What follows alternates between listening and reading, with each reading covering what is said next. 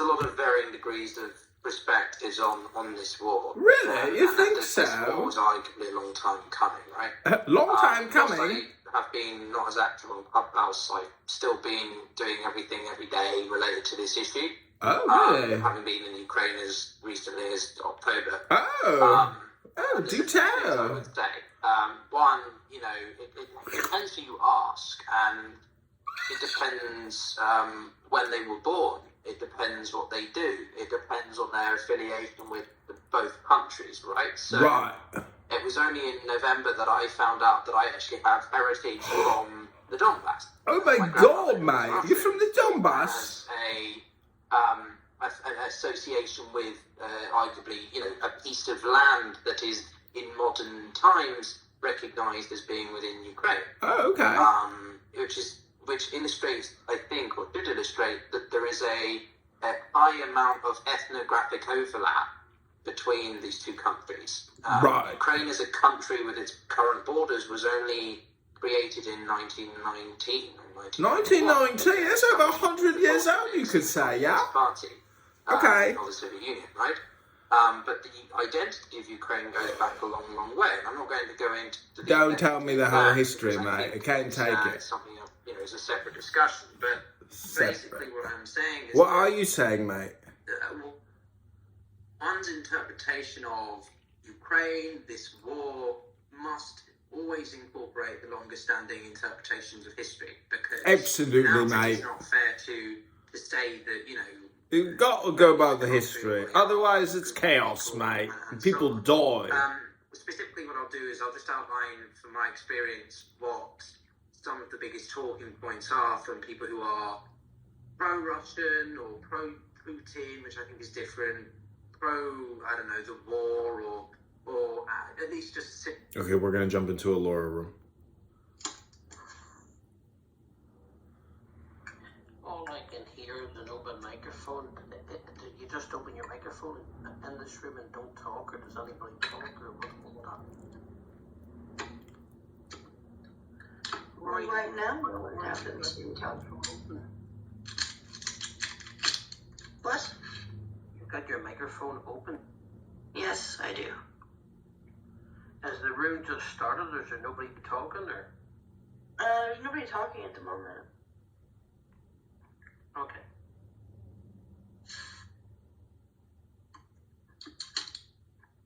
Is anybody talking? I mean, you can talk if you'd like. Is anybody talking? No, I don't have a lot to say. I'm just in the nosy. I'm looking for this virus that everybody's talking about. Yeah, you won't find it either. Let them prove it. See, the onus of the burden of proof is on them. Well, I was on the. You know what I noticed? I was on the phone, and the phone doesn't come up when you're in a room. Laura, So I don't know if yeah, they took that away. I don't Laura, like that. Look, let me tell you something. I've been listening to you for the last year or two under different names, and you're the only person in this app that tells the truth. You get a wee bit excited at times, and everybody gets annoyed with you, but you're the only person in this app that tells everybody exactly how it is. You don't take any bullshit.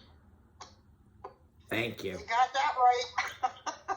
Whoever that man is, you better follow him, Lou. Sorry, I'll have no argument with that fellow. What was his name? But whoever you are, we like you. Yeah, who was he? That was Tom, bro. Tom, I have no argument with you whatsoever. We like him. I've been in here in different names, and I've got kicked out because I speak the truth like everybody else. There's too many wankers and arseholes in this app, and they don't like the truth. They don't like people to speak their mind. They get upset with you. They remove you from rooms. They block you. Just too many idiots in this app now. This app is not what it used to be. It's completely changed.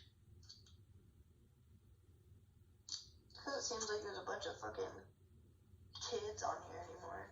And they're not kids, they just have the mentality of that. Well, you mentioned that the majority of the mods are all kids. Does anybody know? I think like researcher must be about 32. What's his name? The one that blocks him. Augustus American. He must be in his 20s.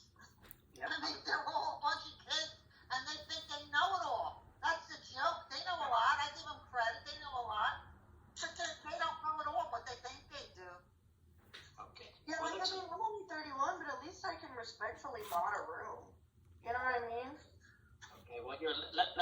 is something else to think about for the room.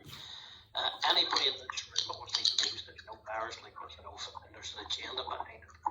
In the United Kingdom, in Northern Ireland, Dublin, Ireland, England, Scotland, Wales, every single hotel and motel is booked solid.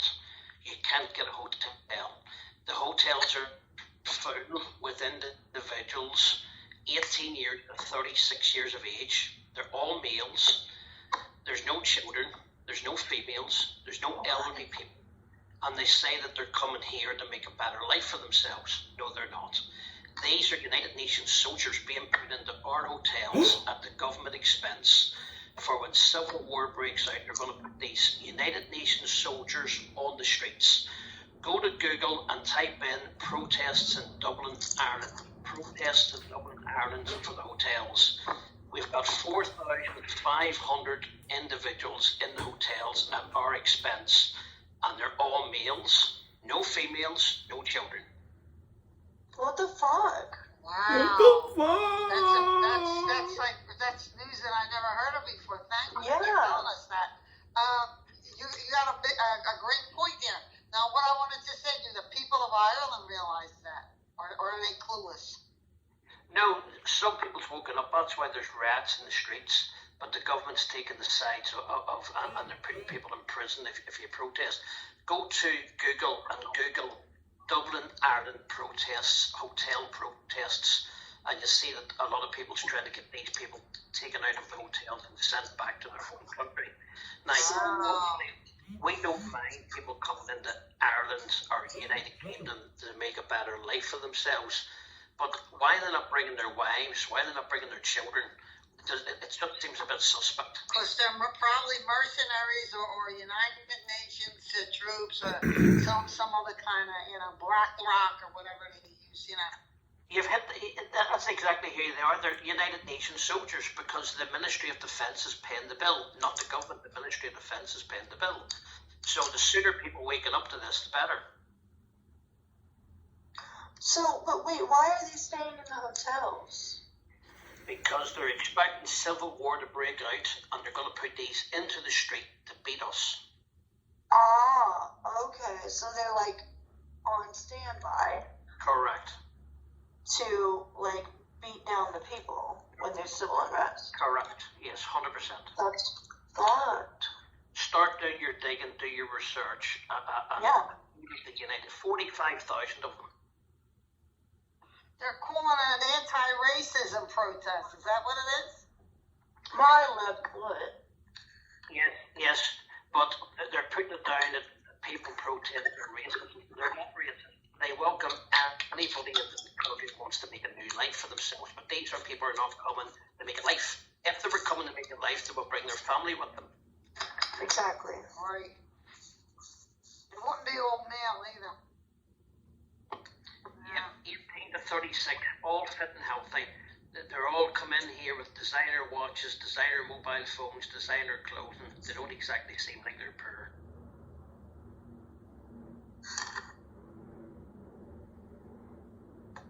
Incredible.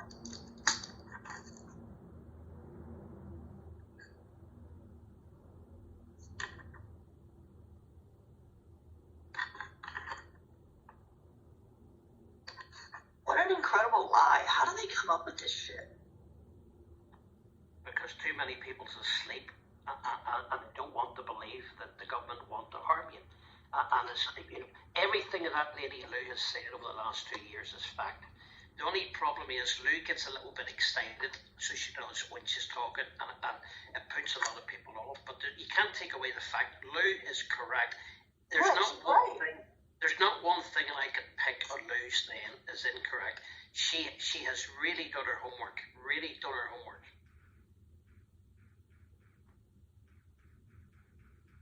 That's facts because everything I check coincides with what Lou says. So she knows her stuff. And that's what I tell people, like, when Lou comes in rooms. Like, if I'm in there, like, especially if I'm modding, I'm like, let Lou up, first of all. And just let her fucking talk. She gets passionate. She's not mad. She gets passionate and I get mad. I start swearing and getting angry with people because they don't listen. So, you know, I'm a wee bit as bad as Lou. I've been kicked out of rooms, I've been barred, I'm not allowed in. You're not allowed to speak anymore, so you're not, you got to sit like a dummy. It has to follow. It's like a bullshit game of follow the leader. Well, first of all, you're not allowed to have any kind of passion when you talk. You know, you're not allowed to be passionate. You have to be like, Yeah, I tell you to use a you sexy gotta be voice. like a real panty waist. You gotta be like real, you know. I like daisical. Well, they're killing people, and this is what they're doing, and you know that's the way they want you to be. No emotion, you know. Because God forbid you put emotion, maybe you'll wake people up because people do go with their feelings and they go with emotion, but they know how to rile people up for war. If anybody saw the movie 1984, either that original one that was like in the 50s or 60s, and then later one came out in 1984, I mean, you see how they rile people, one country against another country. They rile the people up. They had this big, it starts out like with this big screen. I think that's how it starts out. But you see it. They have all these people in an auditorium, and there's a big screen, and they're showing you this country and these people, and they did this, and they're murdering people, and they're killing people. It's the same thing the media does now. They've been for a long time. They show you the things and they create an enemy, and then they create a war, and then the war depopulates, and their bonuses they make money. So they depopulate and they make money, and they love it. You know, they just love it. They go, look at these suckers. And Trump did call them suckers, and then he denied it, but I'm sure he said it, because he's got a name for everybody. And he said they're suckers, because that's what they think the military is, the cabal. They